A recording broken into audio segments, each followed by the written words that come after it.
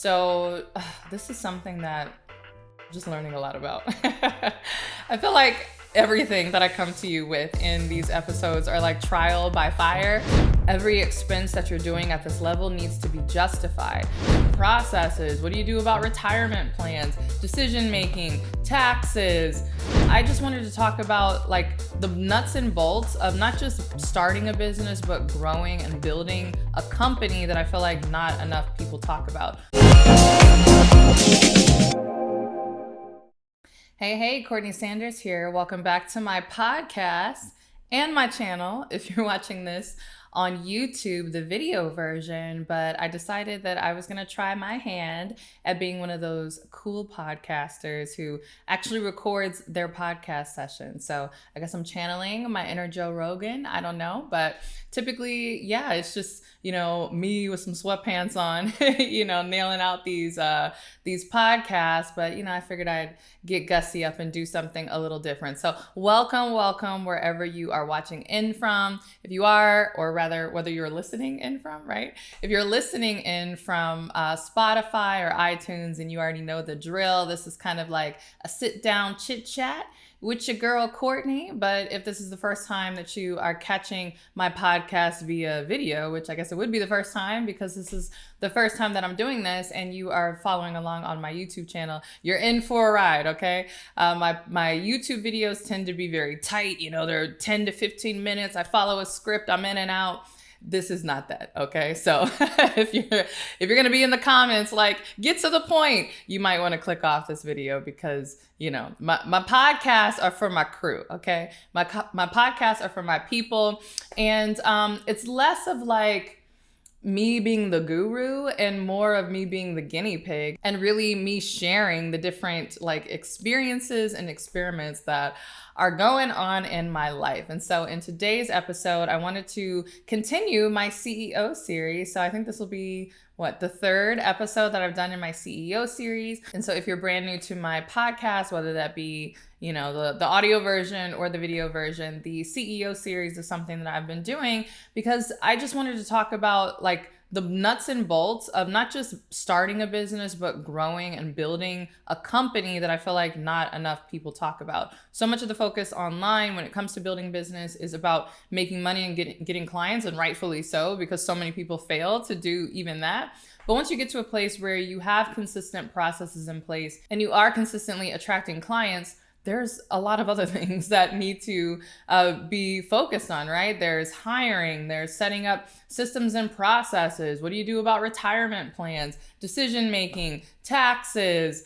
How do you handle HR issues? Like all these different things. And I just find that there's not a lot of discussion on them. So be forewarned, this is not expert Courtney, telling you exactly what you need to do in order to be and think like a CEO, but more along the lines of what I'm doing and how I'm thinking like a CEO, and really how I'm growing into this role of not just being a coach, but truly being the CEO of a coaching company. And yeah, I'm just really excited about that. I'm actually getting my certification in like T-minus, what's the date? a few days, about a week. I'll be starting my certification process. And the reason I'm doing that, I have shared this on my YouTube channel if you are watching on YouTube, is because I'm actually getting my program, The Next Big Name, certified. And so before my program can be certified, I got to be certified. And so I'm going through that whole process. But it just feels surreal because it's really me stepping into what I said I was going to do, which was build a company, really build a coaching company, a training company, what I would like to be a global empowerment company versus just only coaching clients and kind of being a solo one-on-one coach. So anyway, that's the mindset, y'all. That's the mindset behind the CEO series. And for today's episode, I really wanted to talk about decision making. So this is something that just learning a lot about. I feel like everything that I come to you with in these episodes are like trial by fire. Because again, no one taught me, right? And there's just a lot of stuff that you have to really learn in the moment. But I got on this kick in terms of making faster decisions and really making better decisions because I realized that I didn't have all the information that I needed to make decisions about how we were spending money, which direction that we were going to go in, what projects that I was going to invest in my business. And I kept finding myself like reaching for information that wasn't there. And I realized, oh snap, I've been making decisions thus far off the gut, which is good, honestly, is good. You do need like a strong gut as an entrepreneur in two ways, right? You need a strong gut just to deal with the roller coaster emotions that come with entrepreneurship. But also you need, maybe I should say, strong intuition. I think entrepreneurs are good at kind of like, doing that thing. What is it that people do? I feel like the old folks, they like lick their finger and put it up in the air. They can sense the weather, right? But entrepreneurs are good at, doing that in a figurative sense and seeing, where trends are going, where the tide is going, like where things are shifting. Because as an entrepreneur, in order to be successful, you kind of need to get there first, right? You need to get out ahead of the crowd so that when the crowd meets you, you're already set up and getting ready to do shop. So in a very real sense, you do want to have strong like gut feeling, intuition with your decision making. But I'm learning that while I've done a good job over the last, goodness, how long have I been in business now? I've been full time since 2016. So going on 7 years, going on 7 years. It's like crazy to even say out loud. But over the last 6 going on 7 years that I've been a full-time entrepreneur, I don't want to say I've mastered the gut, because I think that listening to your intuition and your gut just gets more refined, right? So it's something that you are always working on, but something that I feel like I am a baby to, and that I am like, again, baptism by fire, like really being thrown into, is this concept of making decisions, not just like an entrepreneur, but like a CEO. And CEOs are very data driven. And I see why now. In fact, there's a lot of corporate practices, and I'm like, I'm not the biggest fan, of the way in general that corporate America does things. But as my company is growing, I'll be the first to readily admit, I see why certain processes are in place, and I see why certain things are done, because you really do need things a certain way in order to be successful at a certain level. So even something as basic as like advertising, right? I know last month we were running Facebook ads, and I felt like we were flying blind. It was like all this money was hitting my credit card, and I was like, was it working? Is it not working? And I feel like as you grow, and I'm going to get into it, but this is why data is so important, is because you have a lot of stuff happening, right? So maybe you're making a lot of sales, and then in my instance, I was running a lot of ads, and if you can look at any particular data point and justify what you're doing, right? So I think most entrepreneurs at this level would be like, oh, it's okay to spend all the money that we're spending on ads because look, the sales are coming in.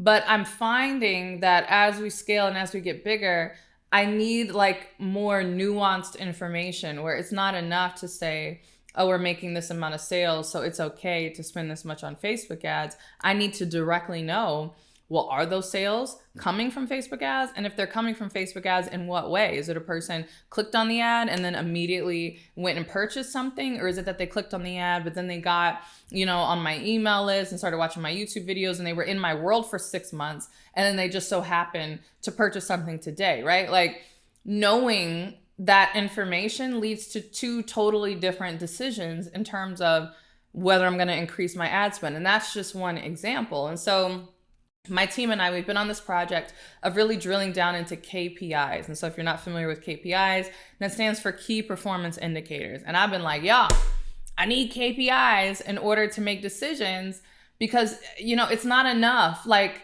oh, money in, money out. Like that's important when you're just getting started and you're getting on the game board and you just want to make sure that you're like surviving, right? Because you can't survive in a business if more money is going out than the money that's coming in, right? So you tend to look at things like, all right, is more money coming in than money that's going out? Okay, we're good. But at this level, because I'm like, wow, people's whole, livelihoods are dependent on me. I have like salaries now, payroll, even vendors that we've been working with for a really long time. It's this constant balancing act as a CEO, because on one hand, you, again, want to take care of your people, but on the other hand, every expense that you're doing at this level needs to be justified. And so this is a really interesting mindset that I find myself shifting into, because I actually don't want to save and don't want to cut things, right?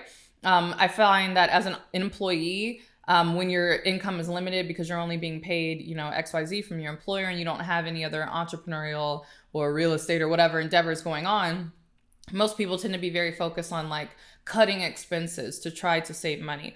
But as an entrepreneur, you start to learn that certain expenses aren't really expenses, they're investments. And so as long as you're investing smartly, it brings you money back. So as a CEO, I'm actually always looking for places where I can spend money.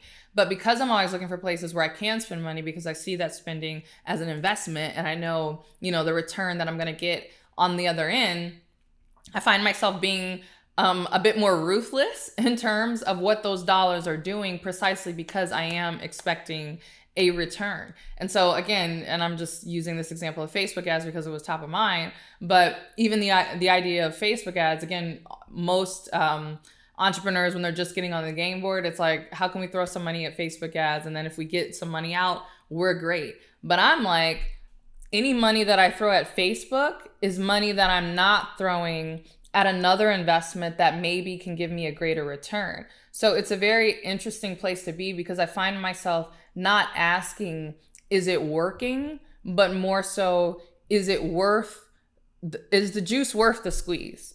Right. And I talked about this a little bit in either my last CEO series or one of the YouTube videos that I did on hiring. But when I first started hiring people, I found that I actually had more of like an employee mindset of, hiring, from the standpoint of most employees think, just in terms of, am I doing a good job, right? Like, am I doing what I'm being paid to do? Am I working hard? Am I being proficient? And while that's important, and obviously you want to do what you're being paid to do, and you do want to evaluate your employees on if they're actually doing the work in a satisfactory or even exceptional manner, there's another level of decision-making that comes as a CEO, where you might have someone who's a star player who's doing an amazing job at their particular role, but then you're having that ROI question of, again, every dollar that I invest in that role, every dollar that I invest in that position in my business is a dollar that I'm not investing in something else. Again, the point is not to cut back expenses per se in a business, but it's to make sure that all the expenses are doing like the maximum for you, right? So you want to spend money, you just want to spend them in the right places. And so it becomes a question of ROI. And so I talked about that in the previous video or podcast or wherever I talked about it, but I find myself doing that with everything, not just employees and staff and roles that I'm hiring, but even where I'm spending money in my marketing. I do that with my YouTube video in part. That's why I'm deciding to do this podcast as a video podcast in addition to doing, the audio version as I was doing before, because I'm like, you know what? We can get more juice for the squeeze. And shout out to everybody who juices at home. My husband right now is on a juicing kick, so I've been playing the really good wife and getting up early in the morning and helping him juice, because it requires a lot of fruits and vegetables. Like, we take for granted, you get a little glass of orange juice and you're like, oh, this isn't a big deal. Do you understand? It took like 20 oranges to get you that little 8-ounce glass of orange juice. And so, this is top of mind for me because I'm also juicing, but both in a literal and a figurative sense, you want to make sure that you're getting as much juice for the squeeze with whatever it is that you're doing. And so I find myself just like being ruthless with everything that I am investing in and everything that I'm putting money in, not just asking, is it working, but asking, is it giving me the biggest bang for my buck? So as you know, or maybe you don't know, I spend a lot of time, a lot of money on shooting these videos, on having them edited, just my own personal time, having to, batch record because I am a busy wife and mom. And so it's not really practical for me to do videos every day. I schedule a day where either I knock them out or I knock them out over the course of a week, and I'm shooting several videos at the same time. And so I was looking at that even from a time standpoint on my schedule, and I was like, all right, you are taking out a whole day to do this. Where else in the schedule are you already kind of like unavailable or already like not doing your normal work because you're doing something else? Can you shoot the videos at that time? And so we recently just finished my Nail Your Niche challenge. And so we have another one coming up. And as I always say, because it's true and it does take a lot of time, I'm not sure how long I'll be doing them or if I'll even be doing them in the future, if they'll even be free in the future. So if you're listening in on the podcast, you can click the link in the show notes. And if you're watching here on YouTube, you can click the link in the description. But my Nail Your Niche challenge is a free 5-day live challenge, which again, that's why it takes so much time, where I help aspiring coaches and even established coaches truly nail their niche. And so I'm doing that over the course of 5 days. And so even though it's 2 hours for me, it's an hour for the general session, and then I give a bonus hour to those that upgrade to VIP. Just mentally, after the challenge is over, I'm kind of out of it, right? It's only during the lunch period during my day, but I'm kind of like getting things ready for the challenge leading up to it. And then afterwards, I'm not really in a frame of mind to do any like heavy thinking, mental creativity work, because I kind of, left it all on the court, or kind of gave it all inside of that challenge. And so that week is all, I don't want to call it like a dead week, because the challenge is like, really fun, and it's extremely beneficial for everybody who goes through it. And it's like, it's a great thing for my business in terms of attracting, new people to my brand, and just showing people what I can do from a coaching perspective. So it's extremely valuable. But for my like day-to-day business, it's very hard for me to get any other work done during that week, because mentally and even physically, I'm kind of like exhausted from doing the challenge. And so I was like, wow, it's only taking 2 hours of your life, but it kind of blocks off your whole day for an entire week. What else can we fit inside of that dead space? And so that's when I got the bright idea. Well, you know what? As long as the podcasts are decided ahead of time and they're outlined ahead of time, and as long as your videos are decided ahead of time and are outlined ahead of time, you can do a podcast in the morning before you jump into the Nail Your Niche Challenge, because you don't have to think about it, right? These podcasts are super easy for me. I literally just turn on the mic, and now because I'm recording them visually, I just turn on the camera and I just kind of riff off of whatever I'm thinking, which is why I warned you YouTubers who are watching this. This is not a super tight, video. This is going to be long. This is going to be meandering. I'm going to, go down rabbit trails. So if you don't like that, you might not want to watch this.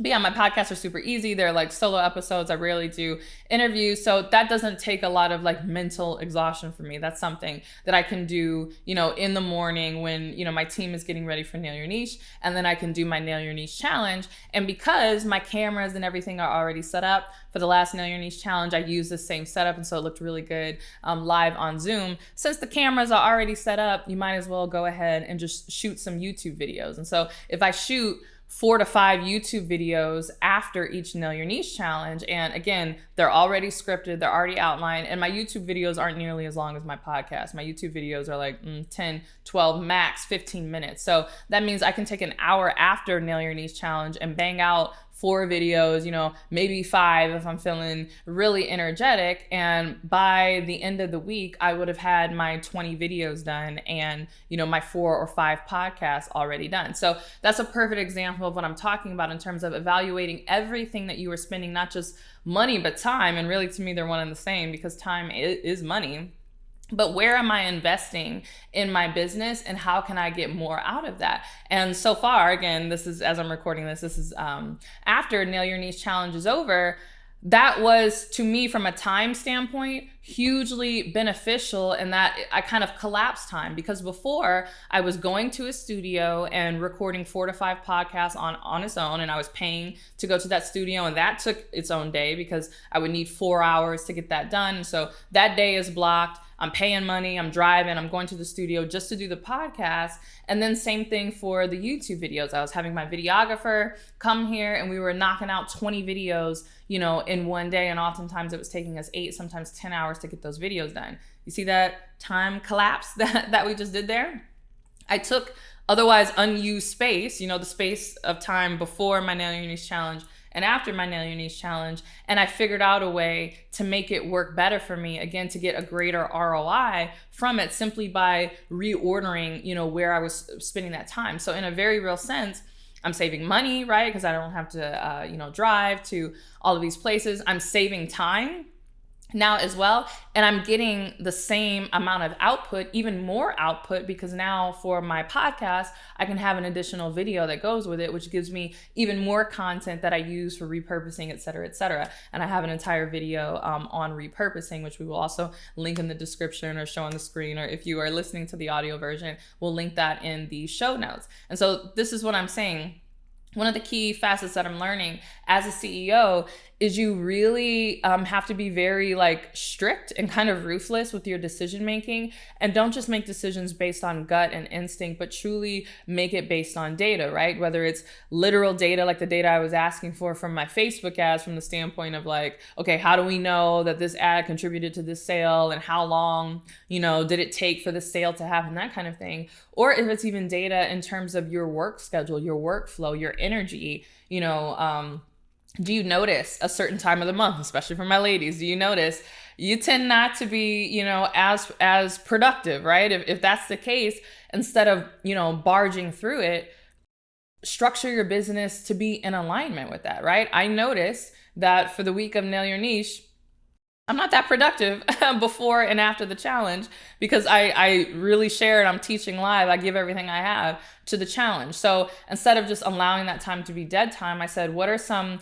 things that don't require a lot of mental energy for me because maybe they were already prepped beforehand, for instance, doing this podcast or shooting these videos, and can we slot those in those times? And so now I have 2 full days back in my schedule, and I have even more content than I would have if I were still doing things the way that I was doing them. So this is just one example. Again, my team and I were really just kind of combing through everything, combing through all the expenses and saying, can we get more for that same expense? So if I'm already spending money, just for an example, on the video editing, is there something else that we can do with those videos to get even more out of the money that we're already spending? Or if I'm already spending time on this particular activity, is there something we can do to get even more out of that? And so I'm really a big believer of making everything you do get 2, 3, 4, sometimes even 5 times, the results from simply just thinking about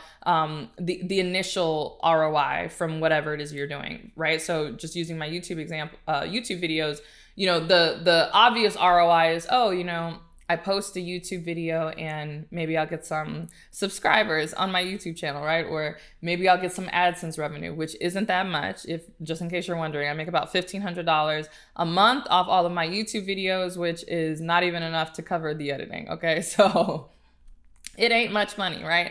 But a lot of people just stop it there. They're like, oh, I'm spending all this time creating this Instagram content, and I hope it gets me more followers, and then that's it. My friends, that is not making decisions like a CEO. You want to think, how can I push that to the second, the third, the fourth degree? Like, what other things can I be doing in order to get maximum value for my time spent? Because everything that I invest, whether it's time or money, because again, they're one and the same, then that's essentially a resource that I am not investing in something else. And so you always want to be in a space of constantly evaluating if you are getting the greatest ROI for whatever it is that you're doing. Now, I readily admit as well, I'm also a bit behind the 8 ball. As I'm recording this, it's the beginning of April. I held my first international retreat in South Africa mid-February around Valentine's Day. So I'm about 6 weeks out from that retreat, but basically all of December and January leading up to the retreat was really focused on the retreat, and in February was obviously the retreat. So I was saying in a previous podcast actually that March was really like my January because I was catching up and kind of like looking at things. I was even evaluating, last year's numbers, evaluating, how do we do? How do we make this money? This was great. By the way, last year was my highest revenue generating year ever, which is insane, 1.4 million. And I'm like, feels so weird to even say that out loud, but I hope we could do even better this year. But just again, looking at like, okay, we did this revenue, but what are some areas that were really messy? And to be honest, it was quite a messy million, right? It was messy in terms of all the stuff that was flying around, in the background just to make that happen, new programs we were launching, right? So this year, yes, I want to exceed that revenue, but I would be okay if I don't even exceed it by much. Like even if I do the same, like I'm fine because I'm really focused on streamlining and getting things ordered, because I know that when you reduce friction in your life and you reduce friction in your business, that gives you the runway and the space to really like take off and go that much faster. So that's really what I'm focused on. But yeah, since March was my January, I guess now in April, this is my February. Now that we kind of, looked at the finances and then taxes and kind of got some things together with my accountant, this month I really am looking at like internal data in the business, looking at KPIs, how can we be doing things better? And so I even posted a reel on Instagram that surprisingly did really well, went semi-viral, at least, for a business niche. I'm not like a big normal influencer, and I don't make like comedy or dancing videos. So I feel like my post will only go so viral, right? Because I'm not in those niches. But for boring business topics, my reel did pretty well. And it was exactly around hiring, but specifically around making sure that you have KPIs set up for each person that you hire. So I talked about how one of the biggest mistakes that I made what I wish someone would have taught me, and again, that's why I'm doing the CEO series and why I'm talking to you about this, is I wish that I would have had KPIs predetermined before I hired someone. And when I say hire, understand that I'm not even necessarily talking about an actual employee. I don't care if they're a contractor. I don't care if they are a vendor. You want to have KPIs set up ahead of time so that you can properly evaluate if that person is doing a good job for you or not, or if you're getting the ROI. So KPIs might be something like, let's say you're bringing on a virtual assistant, and one of the key performance indicators is you want your emails returned within 1 business day, right? That's a great goal to have, and something that you're going to be measuring to determine, like, hey, is this person doing a good job, and is the ROI worth it for me? But if you don't have anything set up to track that, one, if you don't even know how you're going to be getting that data, right? People say things like that, and they don't even have like timesheets set up in their business. They don't have a way to clock and track the people that are working for them. So you don't even know how many hours it's like taking your virtual assistant to even answer emails. But you don't have a system for reviewing and seeing, like, okay, over the last week, how many emails did we receive? What was the average response time? Based on the average response time, are we within our KPIs or not, right? And it's so weird because even as I'm saying this, like, this sounds very corporate, right? This is like, oh, KPIs, corporate speak, right? Everybody rallies against it. Nobody likes it. But I have to give corporate America some credit, at least in this instance, because you don't have a job, or the business doesn't make money unless it's hitting its key performance indicators, right? And if the business is not making money, then you won't have a job, right? So employees need to understand that. The CEO needs to understand that, right? Because the CEO won't have a job if the company is not, humming along very, very, streamlined and efficiently. And so KPIs really help you measure that. Now, I don't think you have to be like a jerk about it. I think about, what was that movie, Office Space, in like the 90s, the 2000s, and that guy, the boss with the mug and those TPS reports, right? You don't have to be all like TPS reports in your business. That's one of the beautiful things about having a, really amazing online business, is that you can be really flexible about how you do that. So, you don't have to be a jerk about it, and you don't have to be super stuffy about it the way maybe, other organizations are in corporate America. But I'm now learning, don't throw the baby out with the bathwater. There are KPIs that you definitely want to be paying attention to. So your KPIs are going to help you make those decisions like a CEO, like I've been talking about, and will help you determine if the juice is worth the squeeze for everything that you're doing. And understand that you can do this at any level, right? I'm really focused on this right now because, we've scaled to the 7-figure level and we're growing. We're making all these big investments. Again, it's going to cost me a lot of money, not just to get my coaching certification, but to get my program certified. We're redoing my entire website, and I don't mean just like the front of it or the way it looks, but the whole infrastructure in the back. If you ever bought anything from me, get ready, because we're going to be sending you emails about new platforms that all the content is going to be on, and we're just going to make everything very streamlined so that when people, do join my programs or take a course or something, that things are much, easier, and all these amazing things, right? I'm writing a book. We're working on the promotions with that. So I'm investing tens of thousands, maybe even hundreds of thousands of dollars in my business, starting last year, this year, and then going forward into next year. And so I feel like we're driving at high speed. And because we're driving at high speed, any little micro movement that you make with the steering wheel has a greater impact, right? If you're driving 30 miles an hour, you can drive like this and it's, not a big deal. And for those of you listening to the audio, you're like, what? You know how it is, one hand on the steering wheel, right? You can kind of drive laid back and it's not a big deal. But if you are driving at 120 miles an hour, you need both hands on the steering wheel. You need to be super, super focused, and you can't, if anything, any little rock in the road or throws you off, you're careening off to the side and you're crashing. And so that's one thing that I'm noticing. And I find that business owners who are operating at a 7-figure level, why they tend to have more discussions like this around KPIs, and they start recommending books like Traction, right? Traction is a very popular book that talks about this kind of entrepreneurial operating system, getting some, processes in place. The Rockefeller Habits is another one that I'm currently reading. I'm not done with it, but it's one that was recommended to me that's along this line. Clockwork by Mike Michalowicz.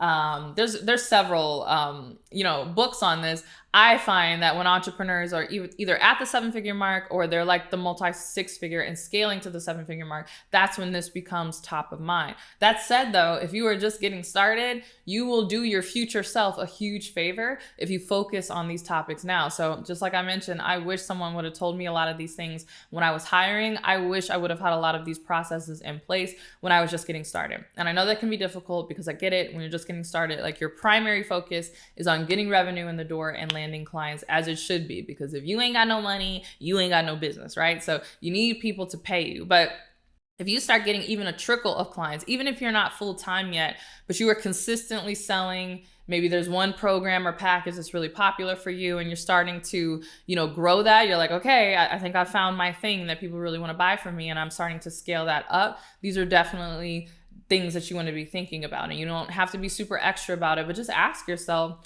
what are literally some key performance indicators in your business? Obviously, sales, I think, is like the number one key performance indicator that everyone focuses on. But are there other things, right? For me, it might be engagement on certain social media content, because I know that if certain social media content is getting a lot of engagement, then that contributes to follower growth. And when I have more follower growth, that contributes to more people signing up for my email list. And when I have more people signing up for my email list, that contributes to higher open rates. And when I have more open rates, that contributes to more click rates, right? And when I have more people clicking the links in my emails, I have more people buying, right? So that's just kind of made up off the top of my head. But this is what I'm saying. You want to identify what are the key things that have to happen in order for you to ultimately hit your revenue goals. Yes, you need to make sales, but start to back it up. What happens before the sale is had? Is it a certain amount of people registering for your webinar every single month, or however it is that you sell? Maybe you do discovery calls and it's a certain amount of people who sign up for free consultation calls. Like, that would be a key performance indicator. How many people have signed up for my discovery calls this month, right? And so the beauty of this, when you identify these key performance indicators, and so maybe one of the key KPIs is how many people signed up for a discovery call. Maybe another KPI is obviously your close rate of the people who you had conversations with. How many of them actually signed up with your program?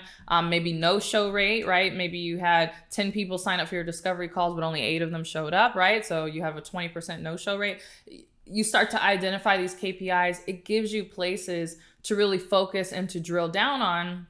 And it helps with that decision making. And again, where you're investing in your business, right? Because in business, you actually always want to be spending. You always want to be investing, but you just want to make sure that you're investing in places where you're getting the biggest bang for your buck. And so maybe when you start to look at these KPIs and you're like, wow, I'm investing a lot of money in all these virtual assistants to help me, manage emails and answer emails in a 24-hour period. But maybe if I hire less virtual assistants, maybe instead of having 2 virtual assistants, I had just 1 virtual assistant. And instead of responding to every email within, 1 business day, I told myself we'll respond to emails within 2 business days. Maybe that doesn't make a big difference in terms of revenue. Clients understand. They're not mad. We're not getting like hate mail if it takes us 2 business days to answer an email. But because I save money on, that extra virtual assistant that I was spending money on, maybe now I can spend money on somebody for a salesperson, who can help me reduce that no-show rate, or increase the amount of people who are scheduling calls for me, or increase my conversion rate. So